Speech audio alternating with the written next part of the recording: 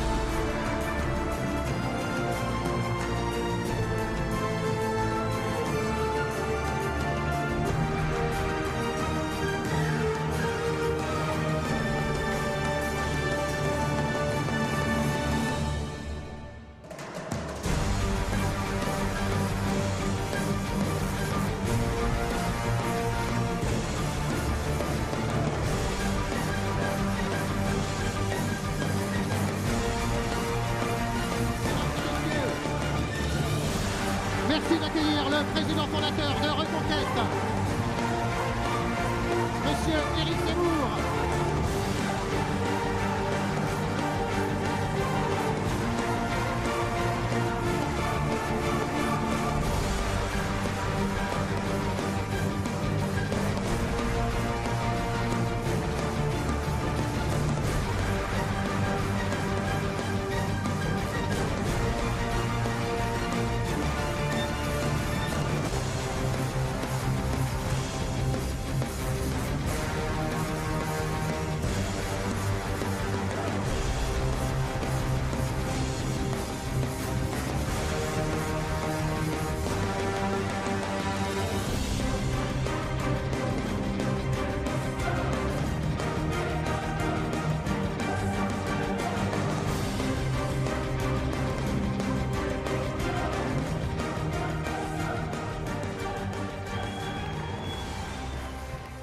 Mes chers amis, bonsoir à vous tous.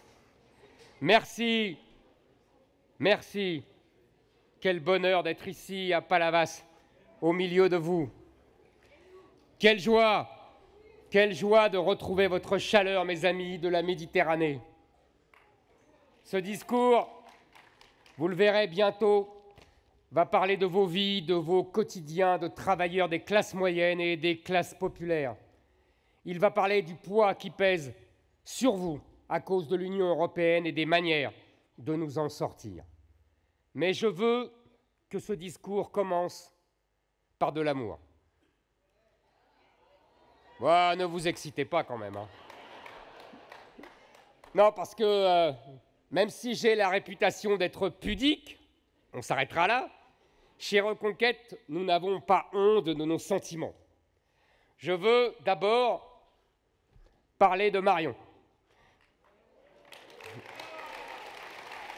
Marion est une femme formidable, tout le monde la connaît depuis bien longtemps, mais de plus en plus de Français découvrent en ce moment combien elle est courageuse. Je veux lui dire merci d'avoir accepté avec enthousiasme d'être notre tête de liste. Elle va faire beaucoup de bien à cette campagne et beaucoup de mal à nos ennemis. On compte tous beaucoup sur elle et elle sait qu'elle peut compter sur moi. Je ferai campagne, intéressant comme lapsus, campagne à ses côtés pour que nous puissions et que nous fassions le score le plus haut possible le 9 juin.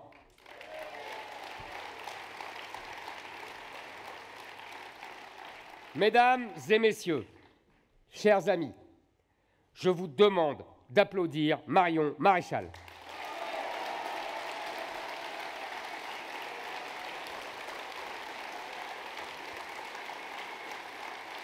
Je veux aussi remercier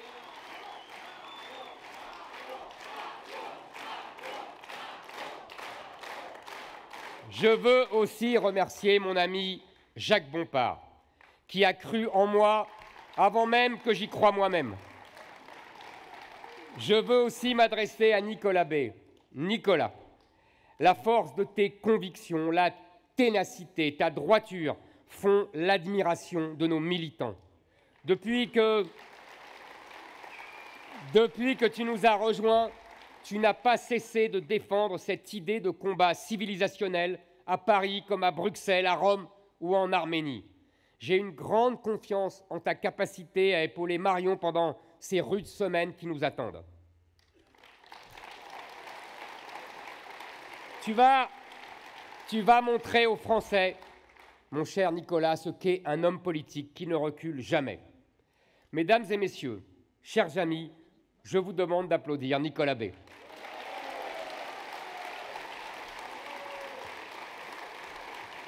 Stéphane Ravier, mon cher... Il prend de l'avance, évidemment. Mon cher Stéphane, notre sénateur et notre Marseillais. Jovial, jamais abattu, bondissant sur les obstacles sans jamais perdre ton bon sens et ton goût pour la vérité. Tu es l'incarnation parmi nous de cette énergie à la fois élégante et populaire dont le pays a tant besoin. Et en plus, nous avons la même passion pour le football féminin. Bon, c'est marrant, mais personne n'y a cru. Je reconnais, c'était pas très crédible. Mesdames et messieurs, chers amis, je vous demande d'applaudir Stéphane Ravier.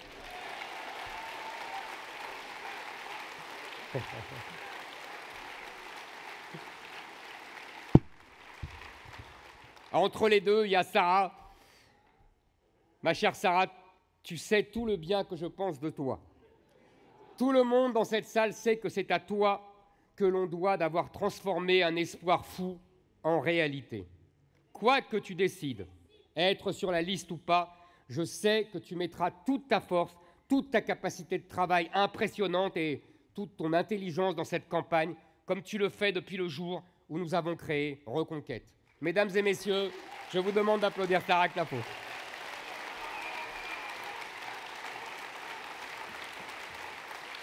Stan, je veux te dire aujourd'hui que tu n'es pas seulement notre représentant des jeunes Français, tu es notre avenir. Tu es l'avenir de l'énergie, de la combativité, de la sincérité. Mesdames et messieurs, je vous demande d'applaudir Stanislas Rigaud.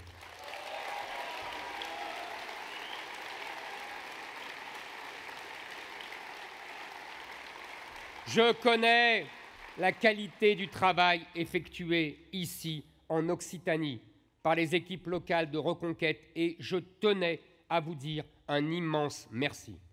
C'est grâce à vous, les cadres de Reconquête, vous, les militants, grâce à votre travail de terrain, que notre mouvement a continué de grandir depuis 2022. Je veux remercier Cédric, notre chargé de mission régionale, qui mène un travail remarquable. Bravo à lui.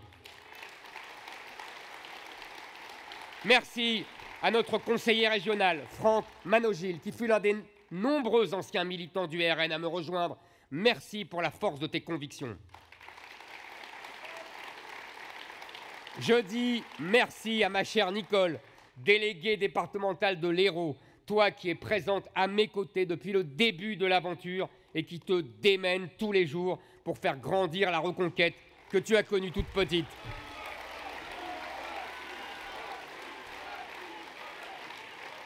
Merci à Marc et Estelle pour votre abnégation dans un département aussi prometteur que le Gard. Merci à Fabrice de l'Aude, à la bienveillante Valérie du Tarn, au redoutable colleur d'affiche Pascal de l'Ariège, à Bruno Le Maire, le vrai expert en économie contrairement à l'autre, à l'expérimenté Chantal de Haute-Garonne, au jeune prometteur Laurent de l'Aveyron, à la radieuse Catherine des Hautes-Pyrénées, aux deux vaillants Nicolas de Lozère, à François du Lot et à Philippe du Gers, que nous a tant aidés lors du dernier salon de l'agriculture. Nous entrons ensemble dans une nouvelle étape de notre histoire commune, l'élection européenne. On nous a longtemps dit, on vous a longtemps dit, Zemmour s'occupe de la France, mais pas vraiment des Français. Zemmour ne regarde pas le quotidien des gens, mais uniquement les grands espaces, la France, l'Union européenne, la civilisation. Mais vous, dans cette salle, vous le savez, ces grands espaces ont des conséquences sur vos vies. Alors, dans cette campagne, j'ai décidé de regarder l'Europe à la loupe, de vous parler des conséquences concrètes de ce que les élites ont construit sur vos vies, sur vos quotidiens. Observez bien ce qui nous arrive. Non seulement l'Europe ne nous protège plus, mais c'est même elle qui nous expose aux attaques de nos ennemis.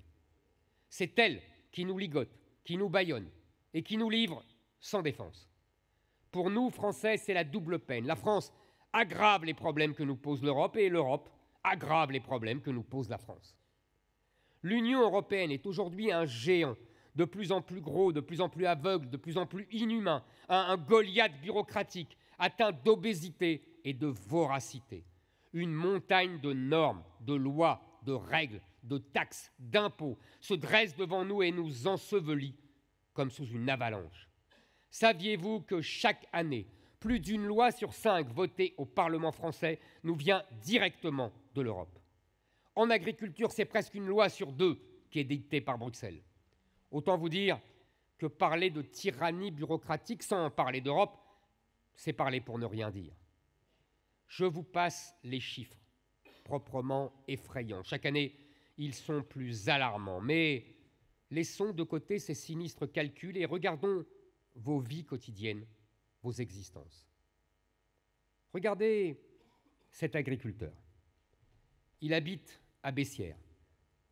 Il donne toute sa vie à sa ferme, à ses bêtes. Il se lève à 4 heures du matin pour monter sur son tracteur. Il travaille pendant des heures. Il a froid.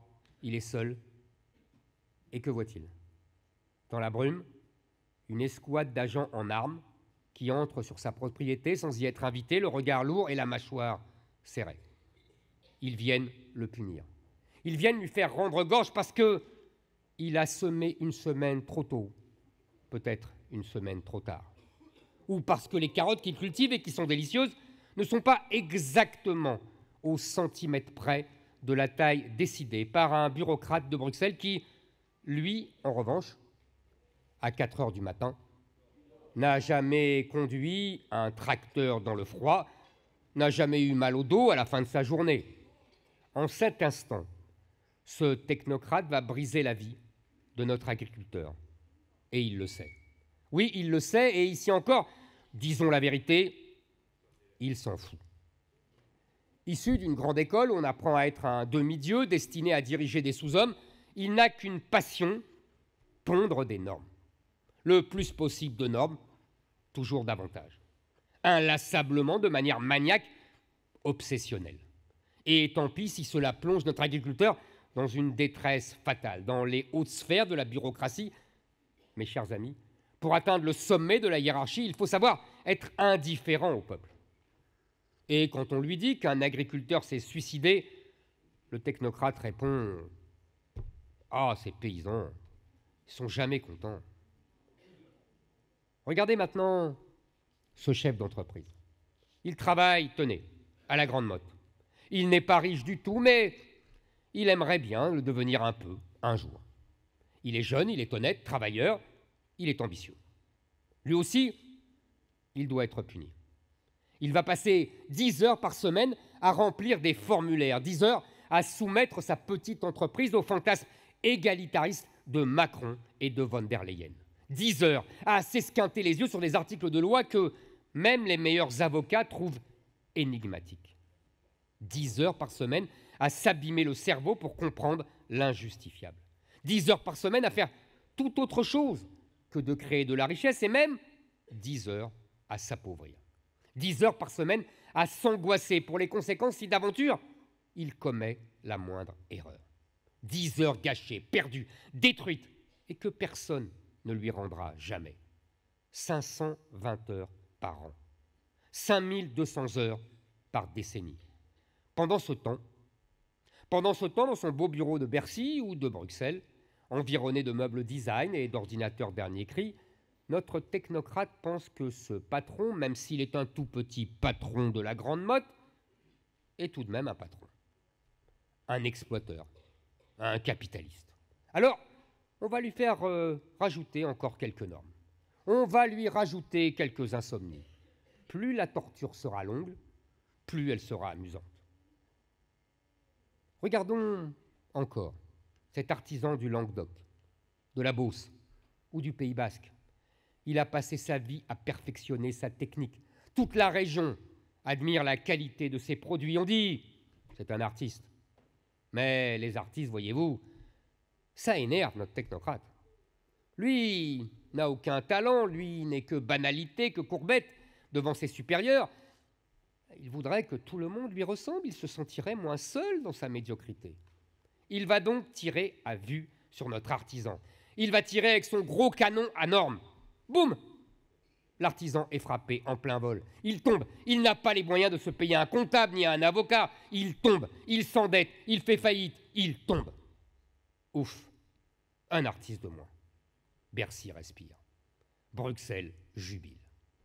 Et c'est le même technocrate qui, dans son article D4 153-30 du Code du travail, avait interdit à un employeur de faire monter un jeune de 16 à 18 ans sur un escabeau de manière répétée, sans mesure de précaution et de protection collective.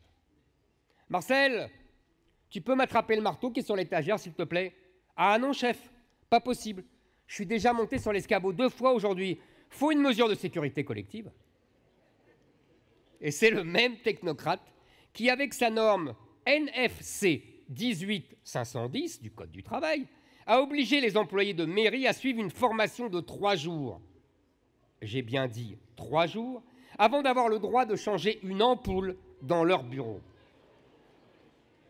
Bientôt, il nous faudra une autorisation écrite de Bruno Le Maire à chaque fois qu'on voudra utiliser une calculette. Tout cela vous semble comique, et après tout, le rire est la première dénonciation du délire bureaucratique, c'est la plus saine des réactions, mais redevenons vite sérieux. Car des dizaines de millions de nos compatriotes n'ont plus du tout le courage de rire. Face aux 2 mâchoires de la bureaucratie française et de la technocratie européenne, beaucoup baissent les bras. Nos agriculteurs et nos entrepreneurs se suicident en masse. Oui, en masse. Je n'exagère pas. Dans ces deux catégories de la population, les chiffres sont les mêmes, c'est un suicide tous les 2 jours. Une famille inconsolable tous les 2 jours. La France et l'Europe, la pression fiscale et la paperasse, ces cauchemars qui volent en escadrille autour d'eux, ont brisé tous leurs espoirs. Et on ne peut que les comprendre. Ah, si cette vague de suicides touchait des ministres ou des députés, l'état d'urgence serait décrété depuis longtemps. Mais, vous comprenez, ces esclaves ne sont que des paysans, des petits patrons, des indépendants. Ils ne sont ministres de rien du tout. Et ne nous leurrons pas. Ce que vivent cet agriculteur, ce petit patron, cet artisan, nous, vous, les salariés, tous ceux qui payent les impôts et les taxes, tous ceux qui sont emprisonnés dans la galère des normes et des règles, tous, sans exception, nous le vivons aussi. Le moindre épicier de quartier est supposé s'y connaître autant en comptabilité qu'un président de multinationale et en droit autant qu'un avocat au barreau de New York. Oser lui dire « nul n'est censé ignorer la loi », c'est se moquer de lui et c'est le condamner à l'échec. Depuis 2002, le Code du commerce s'est épaissi de 364%. La loi française est devenue tellement opaque, les textes européens sont illisibles. Personne n'a envie de se promener dans ce labyrinthe, ce piège. Et pourtant, nous ne savons plus comment en sortir, comment nous en évader. Souvenons-nous, quand la communauté européenne a été créée, l'intention était bonne. Il s'agissait de s'unir pour être plus fort. Rien de mal à cela. Mais lentement, inexorablement, l'union est devenue écrasante, étouffante, cruelle, littéralement folle à lier.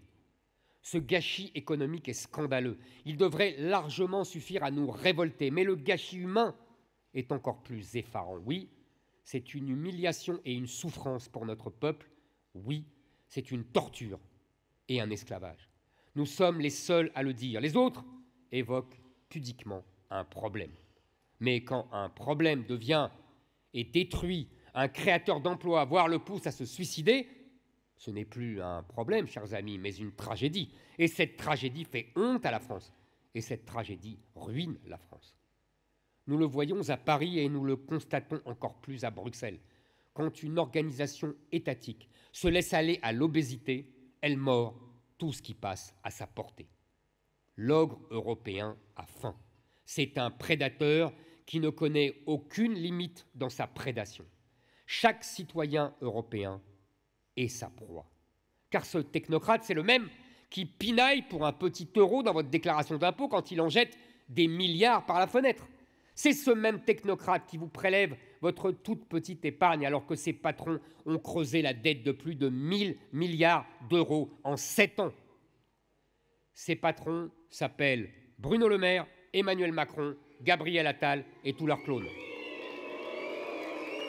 Ce sont eux qui rêvent de vous taxer encore et toujours, de vous prendre le peu qui vous reste, alors qu'ils ont brûlé des milliards jusqu'à endetter notre pays sur 10 générations. Oui, vous devez savoir que l'État de Macron s'est endetté de 1000 milliards d'euros depuis son arrivée au pouvoir, ce qui signifie, tenez-vous bien, 400 millions d'euros par jour, c'est-à-dire plus de 16 millions d'euros par heure. Est-ce que vous vous rendez compte ? C'est-à-dire que depuis que ce meeting a commencé, l'État s'est endetté de plus de 30 millions d'euros supplémentaires. Mais que fait-il de cet argent ? A-t-il amélioré l'état de nos écoles, de nos hôpitaux, de nos services publics ? Bien sûr que non. Et qui payera ? Bruno Le Maire ? Bien sûr que non. Vous seuls et vos enfants, vos petits-enfants, et ainsi pendant des générations. Bruno Le Maire compte sur vous pour payer sa facture. Et même si vous trouvez cela injuste, le fisc se chargera de vous tordre le bras. Oui, le technocrate dont je vous parlais tout à l'heure, c'est le même qui sonne à votre porte le 16 de chaque mois, parce que l'État prélève 47% de la richesse que vous produisez. C'est lui qui vous dit « Bonjour madame, on est le 16 aujourd'hui, on vient s'installer chez vous ». C'est lui qui met les pieds sur la table, vide le frigo, vide la tirelire du petit, et vient chercher le fruit de votre travail que vous devez lui reverser en impôts. Ah, m'étonner, voilà que notre technocrate se lève de son bureau, il marche le long d'un couloir où tout n'est que calme, luxe et volupté, il arrive à la très belle machine à café financée par vous, et il rencontre son meilleur ami, un autre technocrate.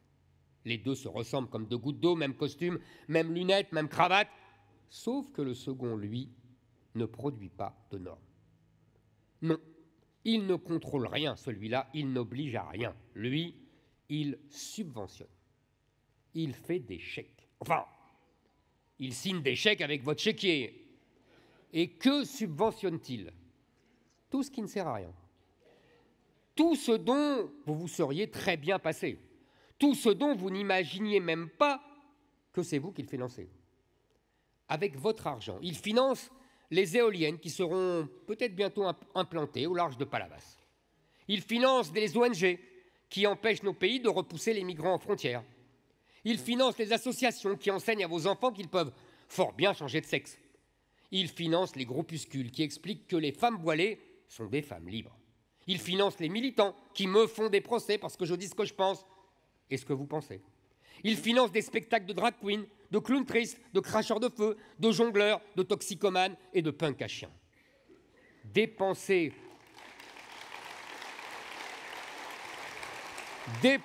ce qu'il n'a pas gagné, voilà son impérieuse mission.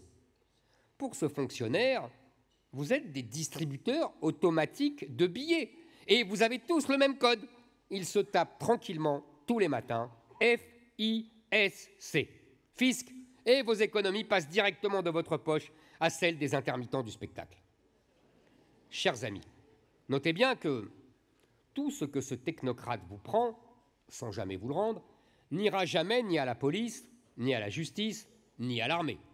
Ces 3 ministères additionnés représentent 6% du budget de l'État français.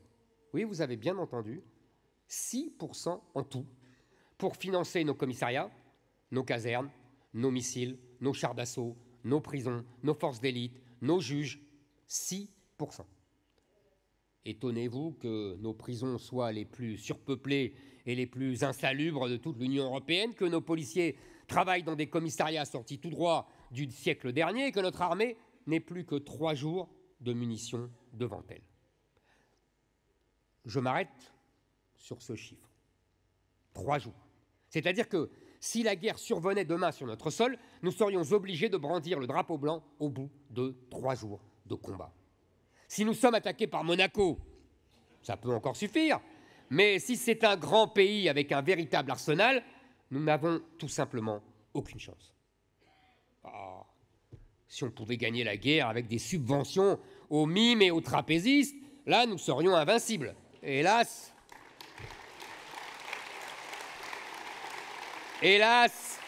1000 fois hélas,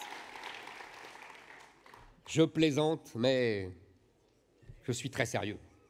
L'argent de notre survie est anéanti par ce technocrate subventionneur. Ce technocrate n'aime pas les policiers, il n'aime pas les gendarmes, il n'aime pas les gardiens de prison. Cet homme-là, l'argent qu'il vous prend, il le donne aux subventionnés professionnels. Ah, le subventionné professionnel, parlons-en un instant. C'est pas un technocrate, lui, non? Non, lui, c'est quelqu'un comme vous et moi, à cette différence près que, contrairement à vous et moi, cet homme a horreur de gagner son propre argent. Lui, il veut qu'on lui donne de l'argent, toute sa vie.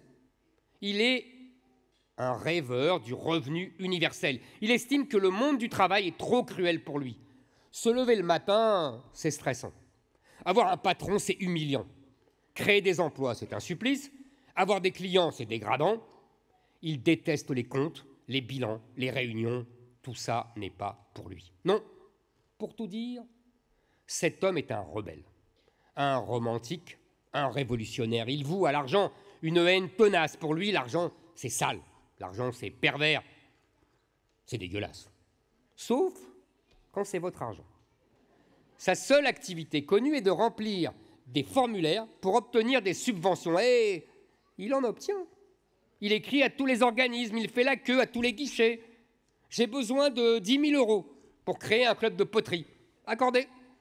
J'ai besoin de 20 000 € pour apprendre aux immigrés clandestins à se servir d'un ouvre-boîte. Accordé. J'ai besoin de 30 000 € pour créer une tour Eiffel géante avec des canettes de bière. Accordé. J'ai besoin de 100 000 € pour installer des panneaux solaires dans ma cave. Accordé. J'ai besoin de 500 000 € pour créer une piste de cartes dans un centre de rétention pour délinquants étrangers. Accordé, évidemment. J'ai besoin d'1 million d'euros pour créer une statue de François Hollande. Accordé. Le subventionné professionnel trouve toujours un nouveau moyen de vous mettre à découvert. C'est un expert de l'embrouille, un génie du bobard, un virtuose du siphonnage. Tenez, regardez, le voilà, notre cher subventionné professionnel. Il est là, il est juste à côté d'ici, il est couché sur le sable de la plage des Lézards, tout près de cette salle. Il discute avec ses meilleurs copains, les assistés professionnels. Il y a là l'assisté anticapitaliste, l'assisté antiraciste, l'assisté mélenchoniste, l'assisté clandestin et l'assisté djihadiste. De quoi parle-t-il? De créer une association, figurez-vous. Comment veulent-ils l'appeler? LFI, les franchement inutiles.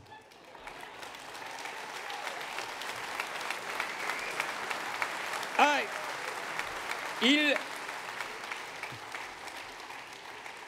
ils se disent qu'en s'y mettant à plusieurs, en déclenchant des manifs, des grèves, en cassant des vitrines, ils vont forcément obtenir des sommes très rondelettes. De la mairie, du département, de la région, de l'État et même de l'Europe. La France est l'Eldorado des improductifs, un véritable parc d'attractions pour ceux qui se tournent les pouces. Regardez-les avec leurs t-shirts Che Guevara et leurs dreadlocks. Comme leur existence est douce, ils allument un pétard, ils rigolent bien en imaginant tous les moyens de détourner le fruit de votre travail. Ils vont niquer le système, comme ils disent. Sauf que... rigolez. Sauf que le système, c'est vous. Il y a votre France qui se lève aux aurores. Eux, ils sont la France qui ne se lève pas. La France qui ne met pas son réveil. La France qui bâille, qui ronfle et qui râle. La France de la hargne, de la ragne et de la grogne. La France qui vous trouve servile, stressé et qui vous accuse de vous vendre au plus offrant des capitalistes. Ils trouvent que vous n'êtes pas cool, pas fun, déprimant. Ils se disent progressistes. Mais la vérité, chers amis, est que s'il n'y avait que ces progressistes-là sur notre planète, l'humanité en serait encore à l'âge de pierre. Tous ces braves gens qui se disent innocents, mais qui vous ruinent, ce sont ce que l'on appelle des piques-assiettes. Chers amis, quand il y a 10 millions de piques-assiettes dans votre salle à manger, il n'y a plus rien dans votre assiette. Si vous les laissez faire, ils ne vous laisseront même pas les miettes. Ils vous prendront même votre assiette, vos couverts, votre nappe et vos chaises.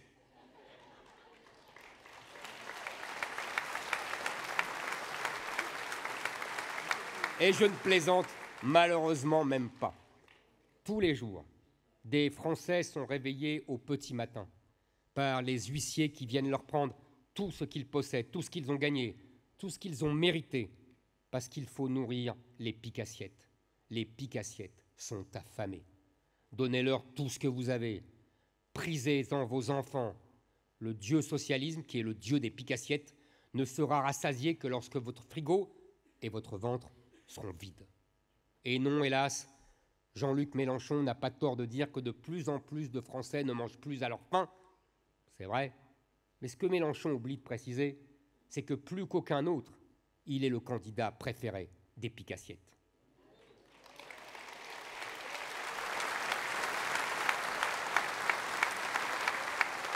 Piques-assiettes, parasites, profiteurs, squatteurs, appelez-les comme vous voulez. De toute façon, quel que soit leur nom que vous leur choisirez, Jean-Luc Mélenchon s'indignera. Il hurlera de rage. Il ne veut pas, la gauche ne veut pas qu'il soit permis de dire que des millions de gens vivent sur le dos de tous les autres dans notre pays. Et même la droite et le Rassemblement national n'osent pas. Eux aussi, ils veulent continuer à faire des chèques. Chez Reconquête, seuls, nous osons.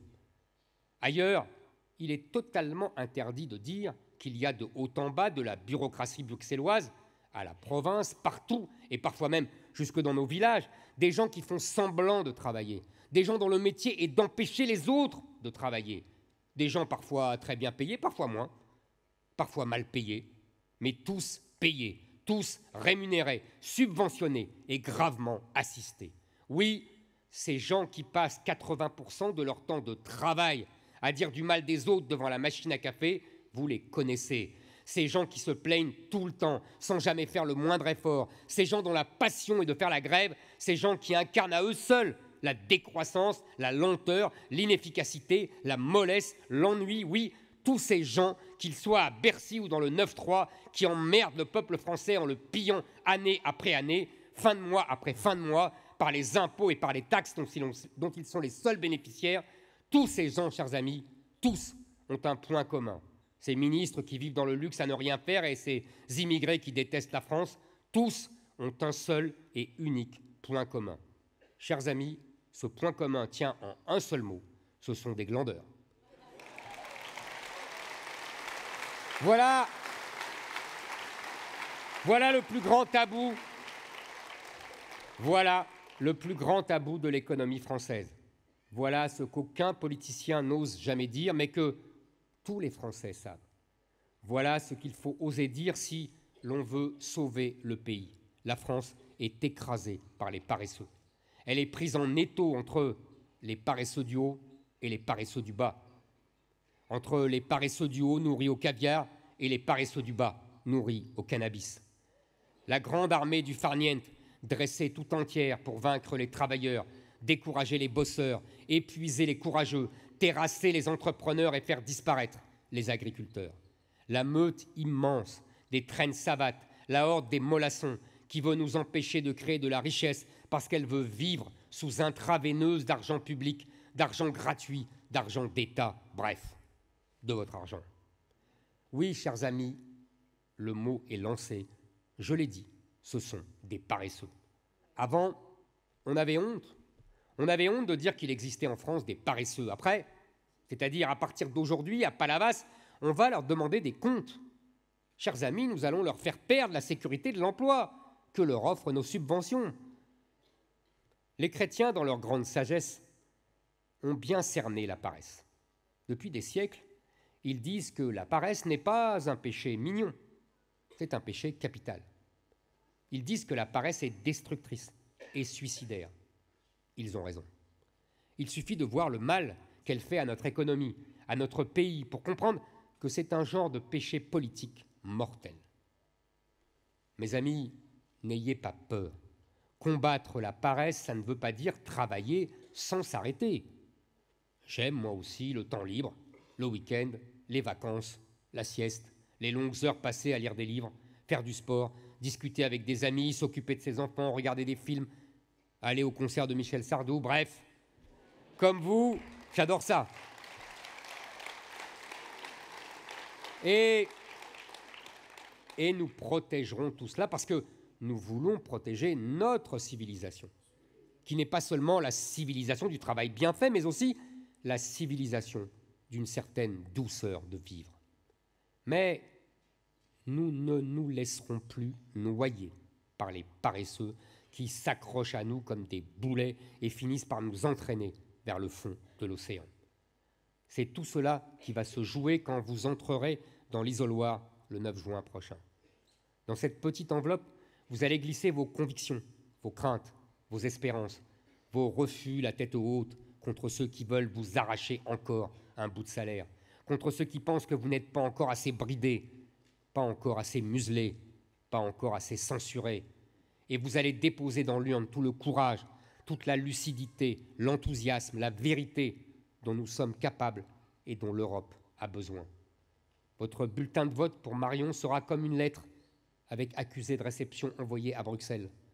Une lettre qui dira « Seuls des peuples libres peuvent faire une grande Union européenne. Sans une France libre, l'Europe n'est rien. Sans une France libre, l'Europe est en danger. Sans une France libre, l'Europe est dangereuse. Nous avons le devoir d'être libres. Notre civilisation a besoin de la liberté française. Et le vote Reconquête, plus qu'aucun autre, c'est le vote très utile de cette liberté et de cette civilisation. Avec Marion et l'équipe de Reconquête au Parlement européen, nous empêcherons les petits tyrans de martyriser nos travailleurs. Nous empêcherons les technocrates de dilapider votre argent chez tous les assistés du monde. Nous voulons une France où bureaucratie ne soit plus la mère nourricière des feignasses du monde entier. Nous voulons une France dans laquelle le travail n'est pas seulement un droit, mais un devoir. Nous voulons une France débarrassée de la tyrannie des impôts, des taxes et des folies européennes. Nous voulons une France où notre générosité est réservée aux Français et à eux seuls. Et nous sommes les seuls de tout le champ politique à oser le dire et à vouloir le faire. Nous voulons cette France et pour cela, nous voulons une Europe qui cesse d'emmerder les nations. Nous voulons une Europe qui cesse d'être la rencontre explosive entre le wokisme et la bureaucratie. Nous voulons une Europe débarrassée de la Commission de Bruxelles. Van der Leyen n'est pas notre patronne, elle est notre employée. Nous voulons une Europe où Marion, Guillaume, Nicolas et les autres feront entendre leur voix. Nous voulons une Europe qui reste l'Europe. Nous voulons une France qui reste la France. Nous voulons une Europe européenne et une France française. Nous voulons une France fière. Vive l'Occitanie, vive l'Europe européenne, vive la Reconquête, vive la République et surtout, vive la France!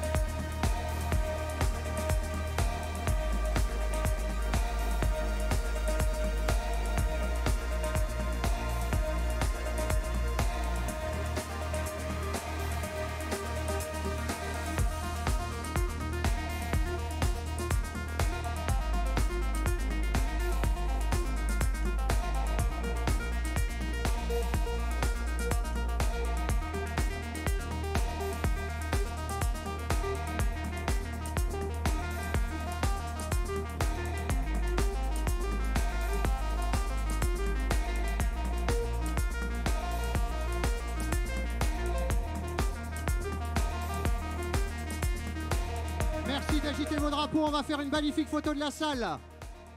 Tous ceux qui ont des drapeaux, agitez-le pour qu'on puisse faire une très très jolie photo avec Eric et tous les jeunes. Merci à vous.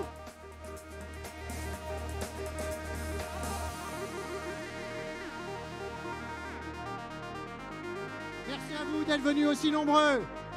Vous avez été formidables. À tout de suite. Eric va passer parmi vous.